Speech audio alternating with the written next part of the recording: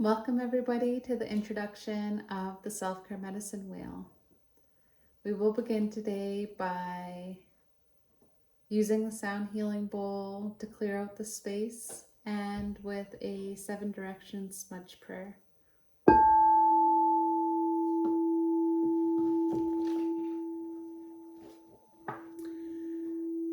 I call in the 7 directions: Spirit, Creator, Mother Earth, ancestors of good intentions of the West, North, East, and South.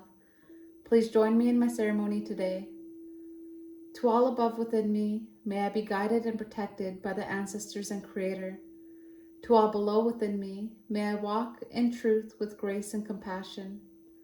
To Spirit within me, may I always find my way home, being guided by the wisdom of my heart. To the West within me, may I have the courage to see the lesson for growth.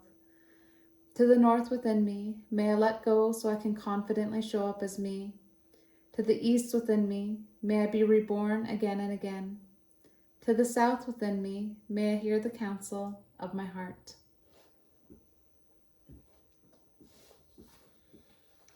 So, as we go about every single lesson, we will close up the healing circle with saying all my relations at the very end. So today, what we're going to be doing is a whole introductory to the teachings of the Self-Care Medicine Wheel, what to expect, and how to use the Self-Care Medicine Wheel. And we'll also do some self-reflection pieces and some I'll share a little bit of techniques with you around moving energy and connecting to your body and your energy centers within your body, so that we can begin this work of connecting within, and start sharing some teachings, some techniques as we go about our time together. It will be good for you all to read the section before the teachings, because I'm not going to read directly from here. I will kind of summarize and go over it just a little bit, but for the most part, I am going to, sorry, my shirt's all wrinkly. I'm going to add to what's in here. I think that it offers much more engagement in terms of coming together, and also the teachings vary so much based on who the messages are for these videos. So now that we can get started, we shall. So we begin here in this introductory piece. Section 1, introductory. Introduction. I don't know why I'm trying to say introductory. I can't even say the word. Anyway, it says, answer the call. Every Indigenous person is alive today because our ancestors have survived so much. Battles have been won to get you here today. And so our battles look a lot different than battles in the past, where there was war, famine, disease, social pressures like residential school, 60 scoop, and now our battles look like MCFD, not going missing and murdered, not being incarcerated, not being a drug addict, not being an alcoholic. Like, there's so many battles. So I just say for every single statistic that we don't fall into is a battle won. And I see us as a people like a genetic bottleneck, like that we've had so much pressures going from 200 million people down into the smallest population in Canada, But now we're the fastest growing population, so our population is going back out like this. So we're kind of like a an hourglass, right? So now our hourglass is getting bigger. Now we must do the work to not succumb to these social pressures that we're under, right? Not for ourselves and not for our descendants. So this is why we do this work. Where our ancestors' prayers embrace their Indigenous love and Indigenous strength rather than their colonial pain. And even our colonial pain today. And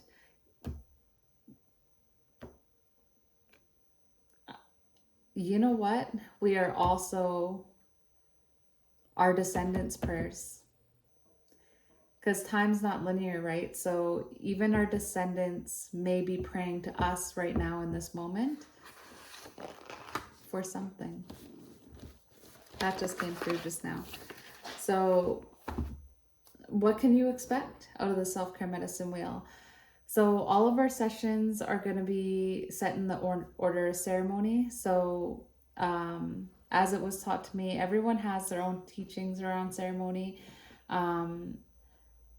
The way that I'm setting up this ceremony and everything is we're actually going to start out in the emotion core right in the middle, because the core is the most important part of something. So we're going to start there, and then we're going to go into the Western direction, which is a little bit different. I know a lot of nations actually start out in the East, but we're going to start out in the West because that's, we need to deal with negativity first, and then not deal with it, but sit, rest, and reflect on negativity so that we can heal, so we can enter into new beginnings, and so we can come to wisdom and understanding. But it's important that we start in that emotion core first, because we need to deal with the emotions around what's going on first before we can sit and reflect on the negativity. So each of the sessions will be opened up in ceremony. We'll do that. We will take a breath. We'll connect with the medicines in the bowl, and we will begin in that way. So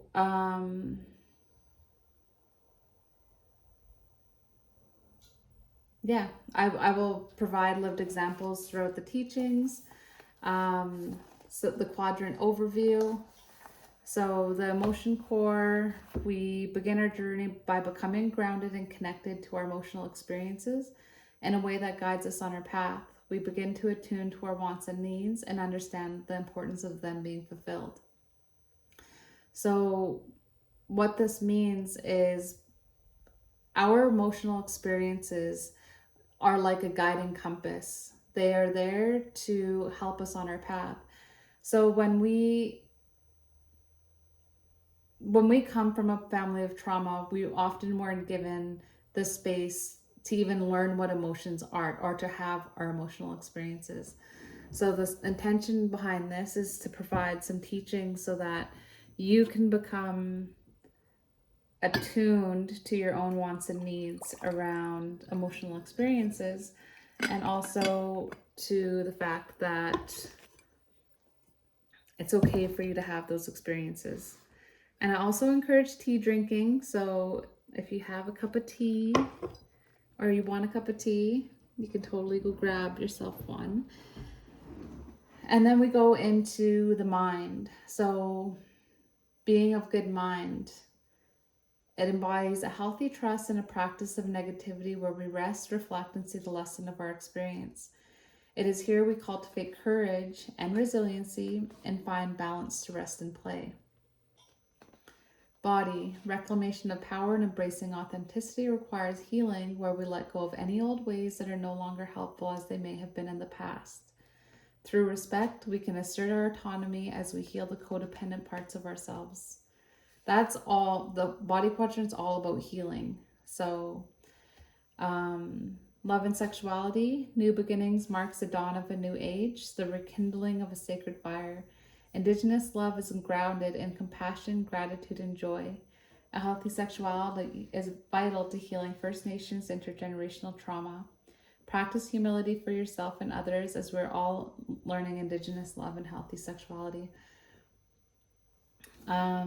Just having the humility of knowing that there's so much healing to be done, and wherever you are at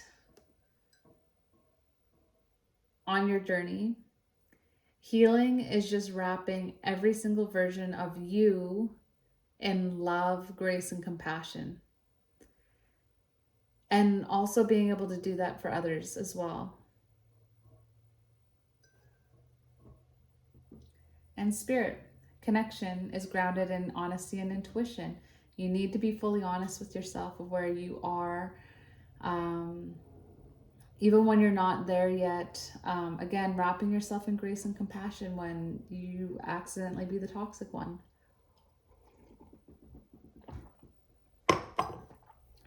Ooh, I let that tea brew for a long time. It's got some kick to it. The more we create calm and still spaces, the more we can be guided by our hearts. Wisdom and understanding come when we have gained wisdom from the lesson of our experiences, and we have a deepened understanding of negativity as a source of growth, and are less overwhelmed the next time we are faced with negativity. So again, all of these teachings, and as we go about our time together and we start doing our self-care medicine wheel, it's not about identifying what all is your medicine and trying to do them all of the time. That would be like striving for perfection, and it might actually become really, really overwhelming. This is more so like when you do need to do self-care, you have a good idea of where you need to do self-care and what you can do. Because sometimes we forget to do the things that we need to do for ourselves. Or we forget what feels good when we need it, right? So that's what this is for. And it's all about like that integration, that none of these parts are actually separate from each other. They're all interconnected. And so going back to what I was saying about us being 164 dimensional beings, it's so that when, you know, a bodily experience happens and whatever, that we're able to let that energy flow through us and let us have a nice creative flow that happens through creation energy. So what do I mean like that about that? So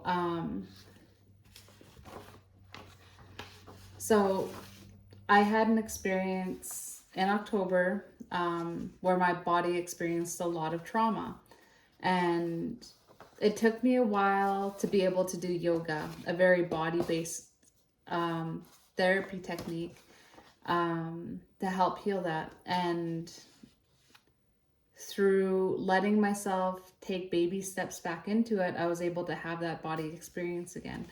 I was able to let that energy flow again. My experiences holding on to that initial trauma experiences was creating stuck energy within my body, and I was holding on to it. I wasn't letting anything flow.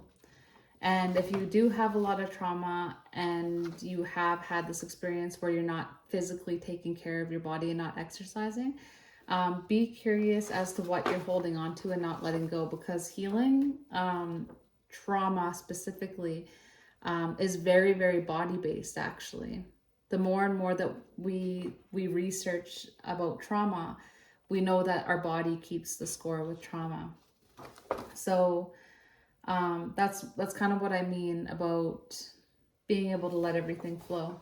The more integrated it all is, if it becomes separate from each other, so if your mind gets cut off from your body, love, sexuality, and your spirit, the more chaos and rigidity you'll actually experience. So this work comes from a lot of Dan Siegel's work on Mindsight. If you don't know who that is, please look him up. He has a lot of amazing books on integration. We'll do some of his therapy techniques here in class. That's 100% fine. But we're all about integrating these things.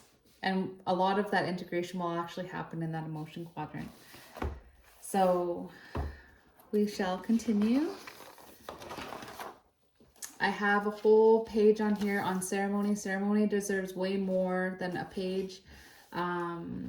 Deserves a whole book in and of itself. But I just shared, like, if you just want like a little intro to ceremony, I shared this with you. This is how I started to do ceremony for myself.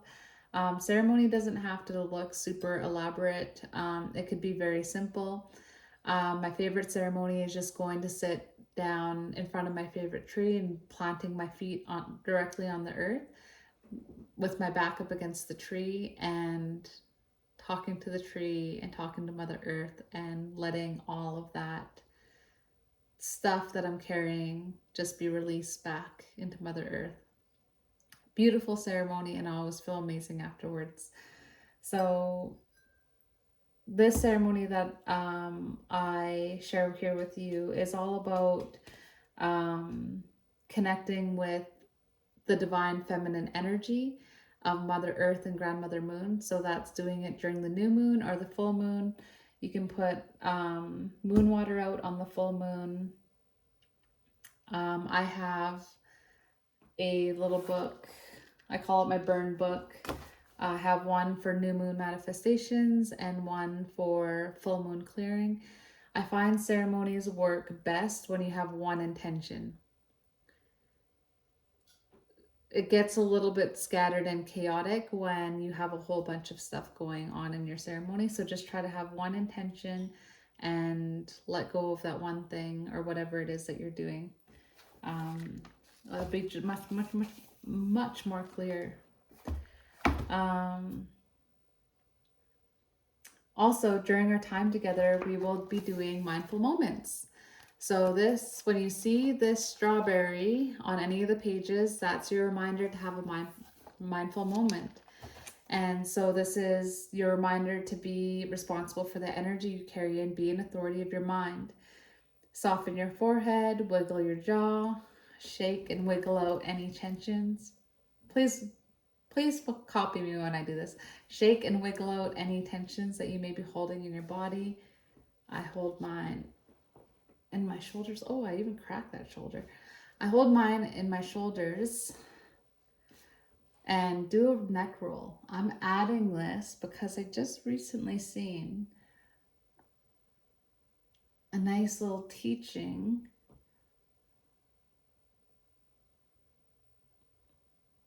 from a trauma therapist about moving stuck energy from body-based work, and it actually definitely directly coincides with a teaching that I have about, so this pathway from our head to our heart is a 17-inch long journey that so many of us won't even bother taking because it's the longest, most treacherous journey. Whether it's going from our head to our heart or from our heart to our head, whichever direction we decide to start from, it's hard because we have to walk along this part, and it's all about speaking our truth from our heart, things that weigh heavily on our mind. When we don't do that, we disconnect this bridge and we become stuck on one side. So the neck roll, being able to really move that stuck energy whenever you're feeling something and something's weighing heavily on your mind, do a neck roll. Your heart speaking to you. And if you're not in a safe place to speak your truth to someone or to wherever, at least go somewhere, even if you whisper under your breath how you're actually feeling and what's weighing on your heart and what's speaking from your mind, because you need to get it out somehow. right? You can't hold on to that energy. It will really block this. Okay.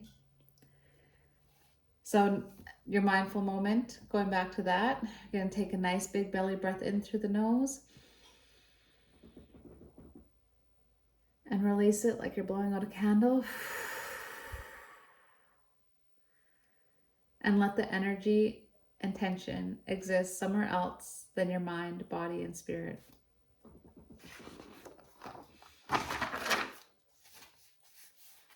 So that's your mindful moment. So we'll actually stop and do those as we see those little strawberries. And I also want you to do it on your own when you're doing these self-reflection pieces on your own. So the self-care medicine wheel is also guided by this trauma model called the neuroaffective relational model.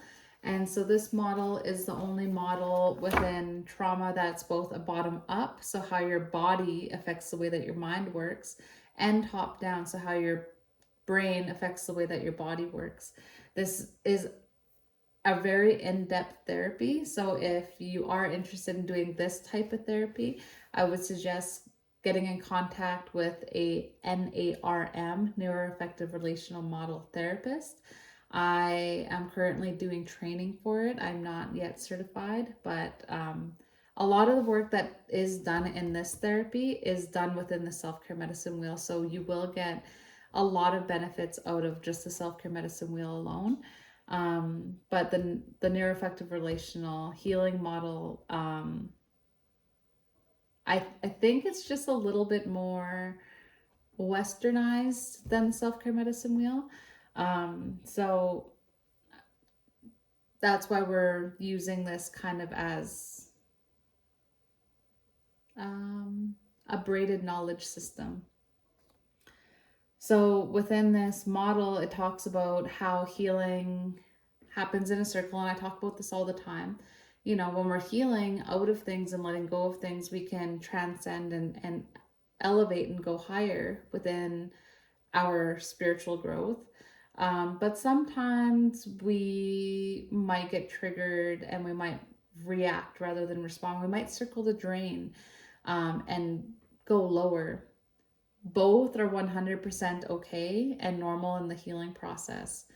Both versions of you, both deserve love, healing, grace, compassion, and understanding. Because that's the only way you're going to get out of circling that drain, is by wrapping yourself in so much compassion, grace, and understanding. Because you are so much more than how you learned to survive. So with this NARM trauma model, it has core needs that we develop when we're right from when we're in our mother's bellies right until early adolescence, so around, I would say, puberty. So our first need, we come grounded into our mother's womb with our need for connection. We need to feel that connection to our mother. So this definitely correlates with Indigenous teachings on the importance of community. And right in the middle of that community is the unborn, because we only have one chance to take care and to develop these babies while they're in utero, to give them the best possible chance at life. And then so after we come into the world and we get our needs met for our connection with our caregivers, around our toddlerhood, we have our attunement. So that's all about, like, what do I want? What do I need? And if our caregivers are able to look at us and see that we have a need that's unmet and able to respond to that, or else if we can communicate we have a need unmet and they meet those needs, then, you know, la-di-da, we can fully attune to our needs. And then we have a need for trust. So around, I would say, 5 to 7 years old, we have trust. So we're able to establish a healthy dependence and interdependence. So this is when kids are, like, you know, starting to become more independent and ask for things, but they can still ask for things and ask for help when they need it. So if we're able to get help during that time, then a healthy trust is established. And then the core need of autonomy. So that is when we're able to set appropriate boundaries. So happens between the ages of 8 and 12, where, you know, you're really starting to get independent, and yeah, so we're able to start speaking and start branching off and becoming our own persons, from apart from the family. And then around puberty, we have love and sexuality. So this is like really based on the way that our parents start to respond to us around this time, around love and sexuality.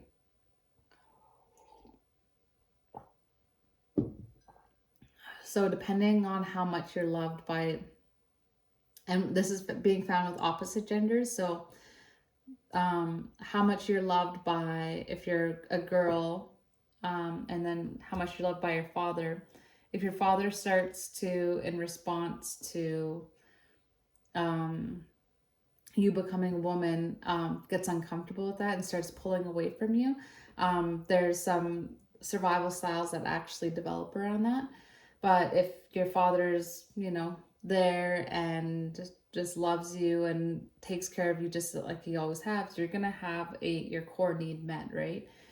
And so that being said, with all of these core needs, when they're not met, there are survival styles. And so we're going to go over these survival styles throughout our time together, just as a means of bringing into awareness that that's not actually who you are, but that's just how you learn to survive. And you are just so much more than that. And this is just to bring into awareness where you're imbalanced. And then we're going to do some work to bring you back into balance, because what this brings into attention is, you know, our childhood traumas, and doing inner child work and reparenting ourselves and establishing new self-care routines, rituals, giving ourselves what we needed when we were little tiny vulnerable children.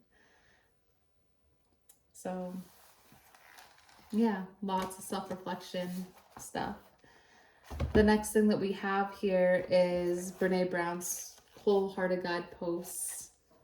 So Brene Brown is amazing, does a lot of amazing work. And so Strawberry Medicine is all about teaching people how to be wholehearted. How can we start showing up from a place of worthiness and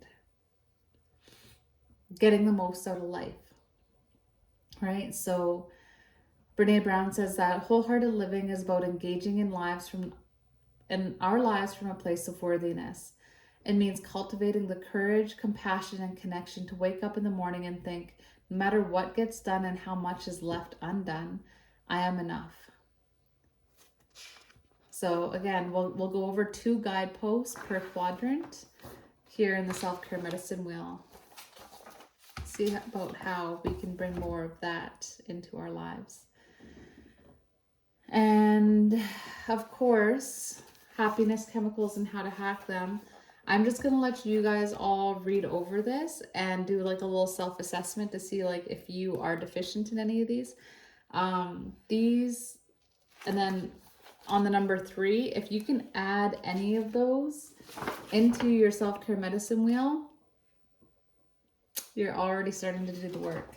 So please take a look at this, and it might even make for a good little self-reflection piece at the end of this.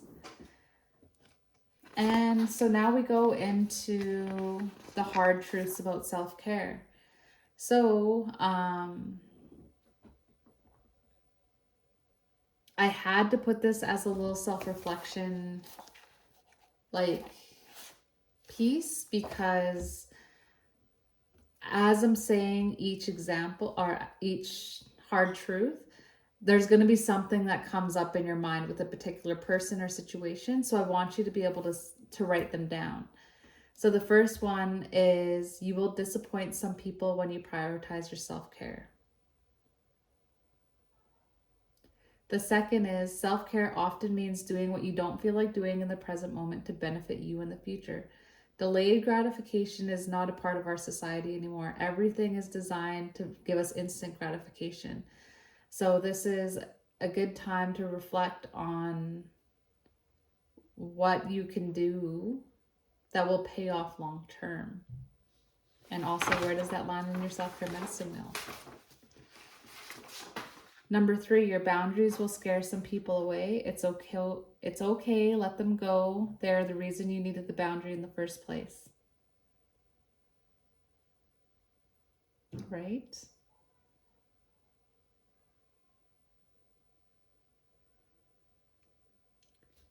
Number 4, don't neglect yourself while taking care of someone else. You don't owe anyone your time, a quick text back, or emotional support when you need to be giving it to yourself first. 100% do not pour from an empty cup.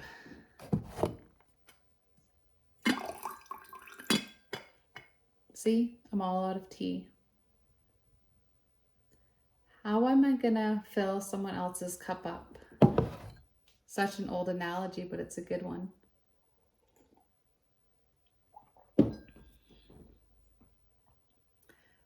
Because neglecting yourself to take care of someone else may seem like an act of love, but giving from a place of emptiness only leads to resentment towards the other person than towards yourself. So this is because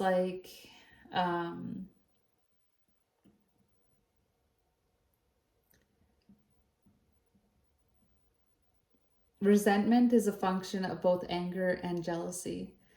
So anger actually towards yourself and jealousy towards the other person, because you are prioritizing someone else's needs over your own. So then you're angry with yourself. It feels like it's towards the other person, but you're actually angry towards yourself. And then also jealousy because you wish that someone else would do something like this for you, but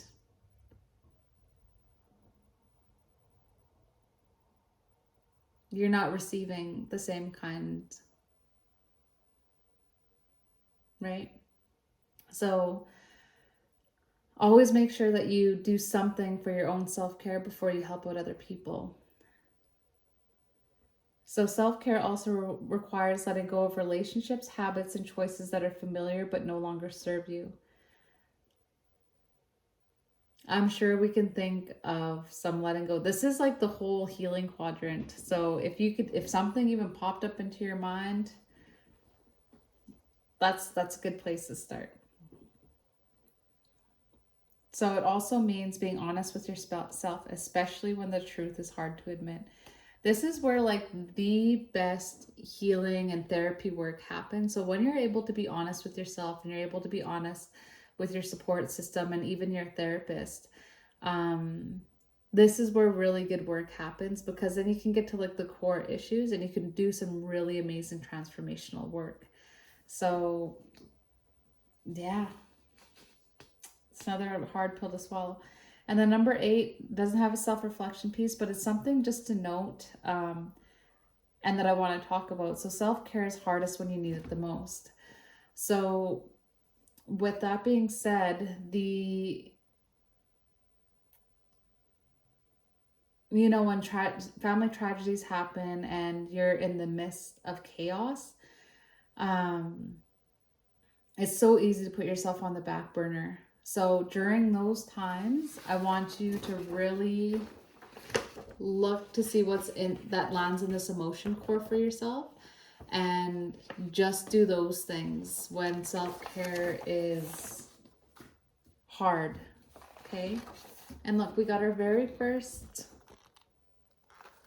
strawberry, so that's your reminder to be responsible for the energy you carry and be an authority of your mind. Soften your forehead, wiggle your jaw, shake and wiggle out any tension you may be holding in your body. Do a neck roll. That other way. Take a nice big belly breath in through the nose Release a nice long exhale like you're blowing out a candle. And let that energy and tension exist somewhere else than your spirit, mind, and body. Inner critic. So the inner critic work, it also has a strawberry. We won't do that because we just did it.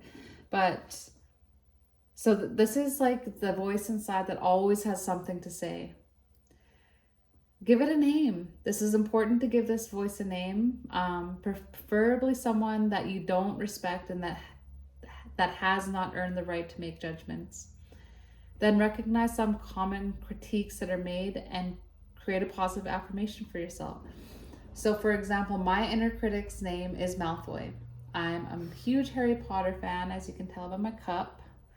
And so I named my inner critic Malfoy because when thoughts are coming up and it's like, you're not enough, like you're this or you're that or whatever it is, I can literally just switch it over to Malfoy saying, you filthy little mudblood. And then my spirit, my consciousness, my highest self comes in as Hermione and punches him in the face. And I can just hear Harry Potter going, brilliant. Yeah, so that's my inner critic. And so we all have negative thoughts, like these core messages that our inner critic sends us. It's so important, like words are so, and beliefs are so important.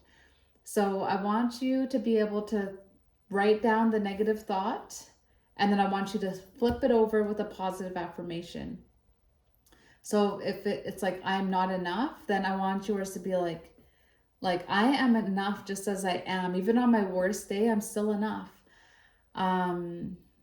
If you're having troubles with positive affirmations, just Google positive affirmations and find a few that you like. You just need 3 so that when you are going through that, and then whatever you do with your inner critic, whether it's Malfoy and he gets punched in the face or whoever you choose, you as the spiritual essence, the big energy that you actually are going to come in and say like, you know what?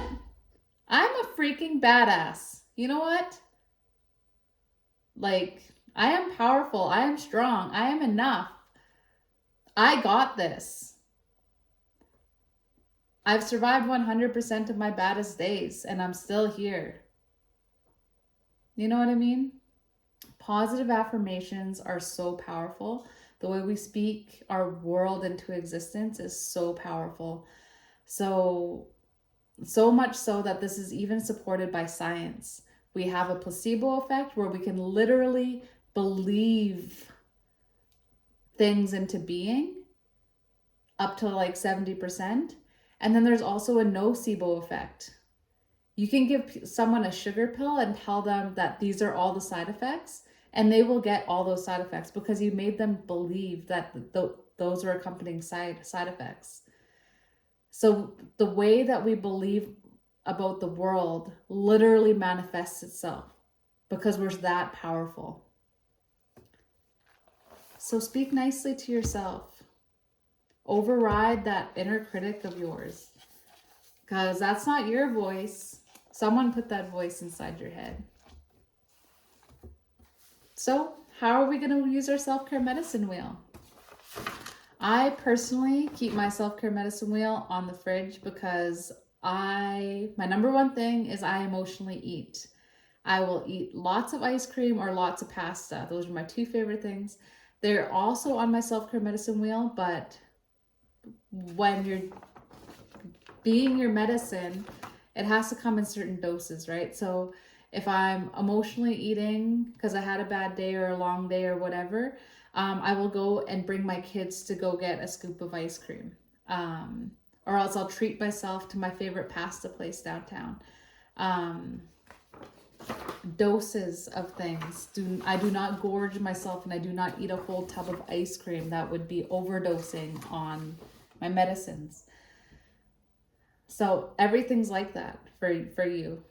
Dosage is key. So throughout the day, reflect on what makes you feel good and then identify which quadrant it goes into.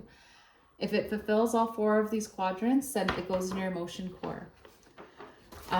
So like even on your day to day, you like do something, you're like, man, that felt really good to do that. And it might even be like, maybe you said no to a family member that just benefits from you so much, and it's a one-sided relationship. Maybe it's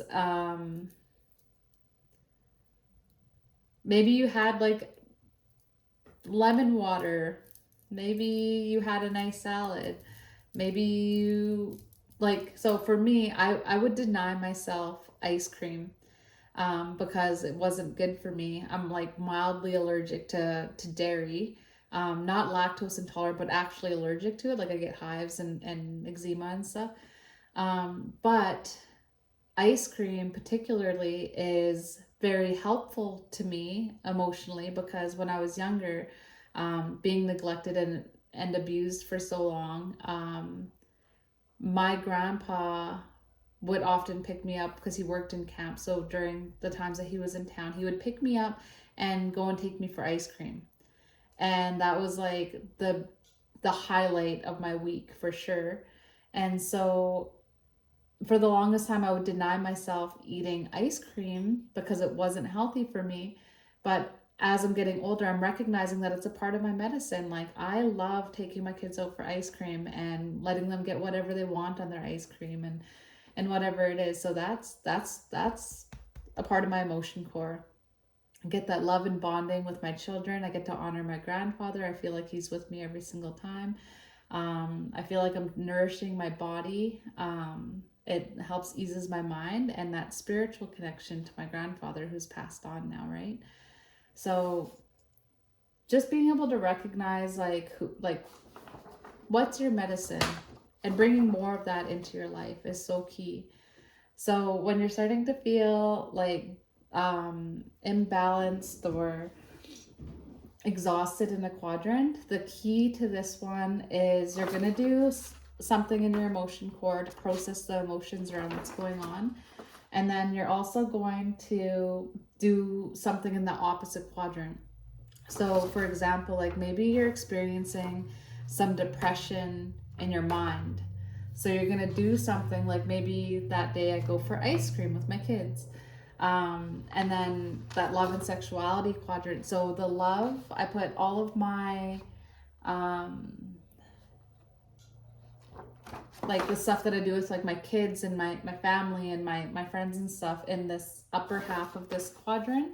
And then the sexuality piece I put for all of my sexual things down here, so that it's separated, right? But with that being said, one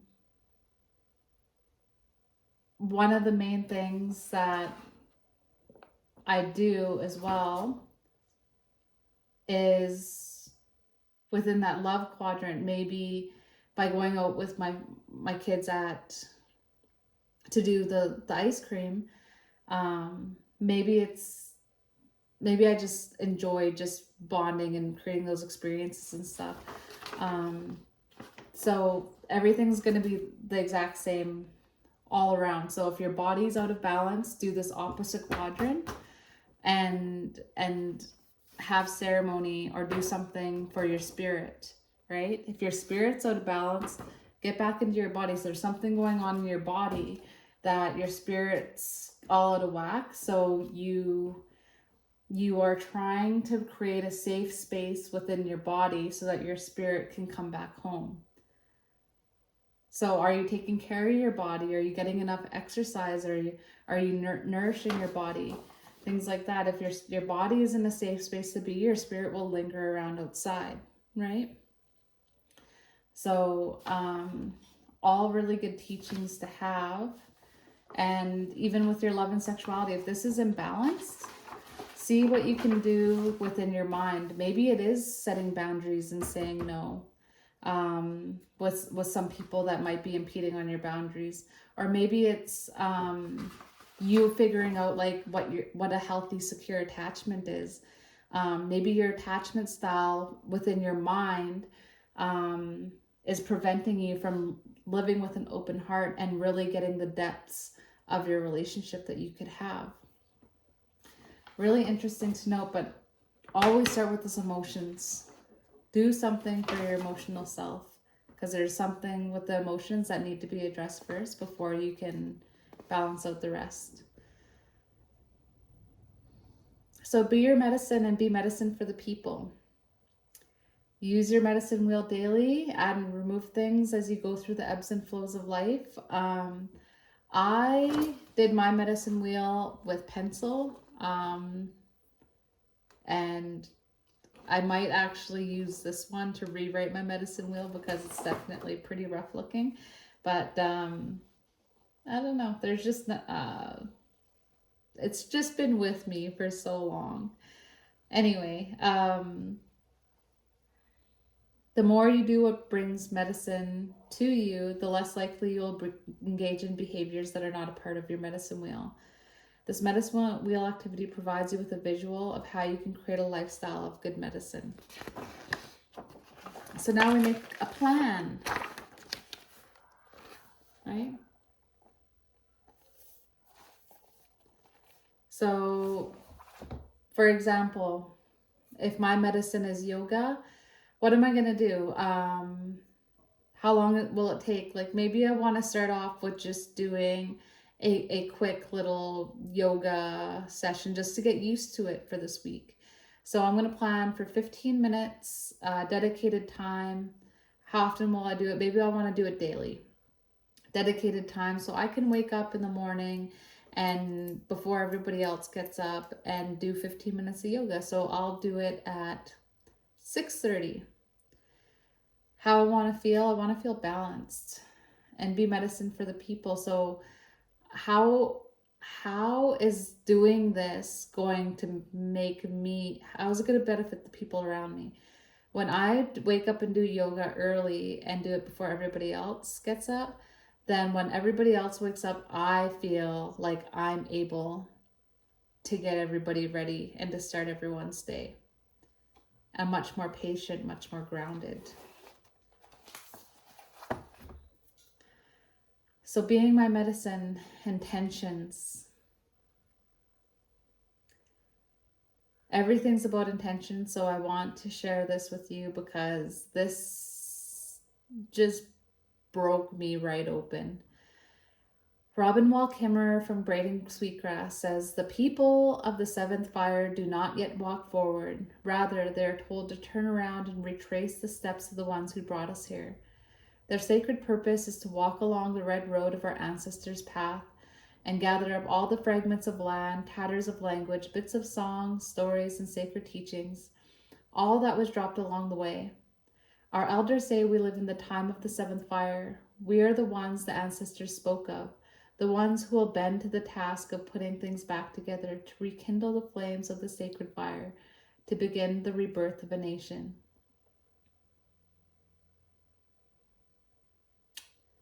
So we all have a role to play. And so the more that we do what brings us peace, love, acceptance, and joy, doing the things that ring like a bell of truth in our heart, a knowing, a remembering, a calling back to ourselves. So let's set up some intentions. This page right here, this is, like I always say, envision your highest self and start showing up as them. So what is your role? I strongly believe that my main role is to strengthen my kinship systems so that my grandchildren will have the opportunity to live within the cycles that I broke for them. Not only that, to live in the cycles that I created for them, that I rekindled for them. So, and maybe sharing some teachings, holding space for other people's healing. So what is your intention on your healing journey? So everything's about intention. If you say that my intention, so using my example, I want my children or my grandchildren to live in the cycles that I broke for them. If you ask yourself why and can go yourself a layer deeper, that's your true intention. So why do I want that? Because I want my grandchildren to be able to have the freedom to do whatever it is that they want and they desire. I feel like within my generation, there's so much responsibility to heal right now that I just want my children to just be able to enjoy their lives without feeling like they're constantly in healing mode. So how do I want to show up for myself? I'm constantly healing. Like there's some days where I'm just like, I just want one day off. And then like my phone will ring. And it will be family stuff, or it will be, I don't know, it'll be something. It's always something every day. Anyway, so really good to set your intentions.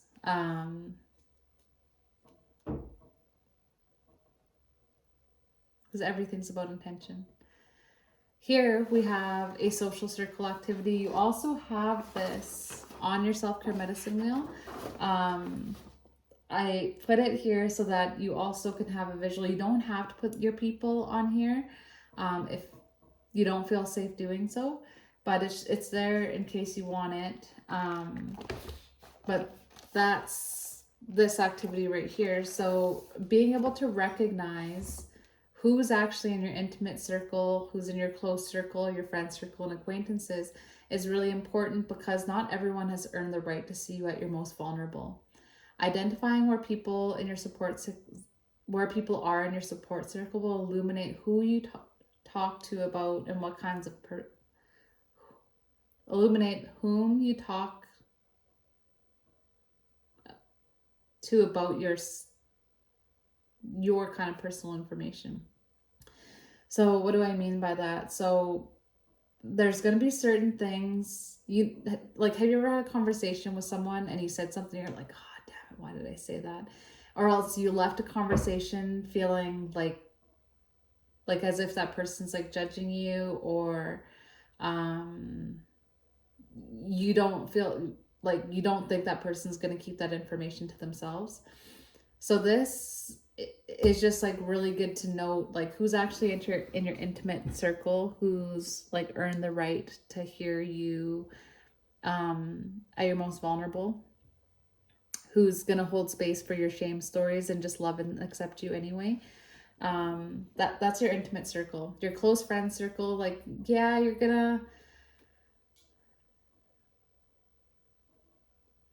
be able to like go to them for advice and stuff on things, but they're not gonna know every single detail about your life. And then your friends are just like people that you keep at an arm's reach, that you're just like friendly with, but like maybe you would get some advice from them about like, I don't know, like recommendations on restaurants or whatever. You'd say hi to them, you'd be friendly. And then acquaintances are everybody outside of that arm's reach, right? And so just being able to recognize that. And you might have different people for different parts of your life. Like you might have an intimate person for your mind, or else maybe a person is both your mind and body for the intimate part. And it's also good to note like where people are. Like maybe you have a friend that you would like to be a close friend. And so you start reflecting on like, what would I need to do to bring that person closer into my friendship circle? And then once you figure out all that, there's an actual like social circle activity that you can actually reflect on on this particular relationship to see like what you're actually getting out of the relationship. So Brene Brown says that our stories are not meant for everyone. Hearing them is a privilege, and we should always ask ourselves this before we share. Who has earned the right to hear my story? If we have one or two people in our lives who can sit with us and hold space for our shame stories and love us for our strengths and struggles, we are incredibly lucky. If we have a friend or small group of friends or family who embraces our imperfections, vulnerabilities, and power and fills us with a sense of belonging, we are incredibly lucky. Something to note. And so now we have the Wheel of Life. So the Wheel of Life is just to sit and like reflect on these different domains within yourself and to rate where you're at. Are you like fully satisfied, not very satisfied, whatever it is. And then it'll show you like where you need to start doing some work, where you're doing okay, where you need to start improving, whatever it is, right? And then some self-reflection pieces on the Wheel of Life, like in what area are you most unsatisfied? So I'm doing some self-reflection pieces around that. And then you can make a plan with some actions to take. You can write a short statement about each area in your life and how you want to improve it all. And then you can identify your core values. And again, strawberry, so your reminder to be responsible for the energy you carry and be an authority of your mind. Soften your forehead, wiggle your jaw, shake and wiggle out any tension you might be holding in your body. Take a nice big belly breath in through, neck roll. Take a nice big belly breath in through your nose. Release a nice long exhale like you're blowing out a candle.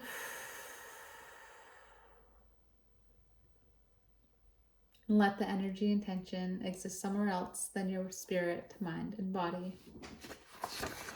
And that's it for the introduction. So I hope that you all got something out of today. I hope that I didn't miss anything. And thank you thank you all for showing up for yourselves today and allowing me to hold the space of healing for you all today. And we will end here with a nice sound healing.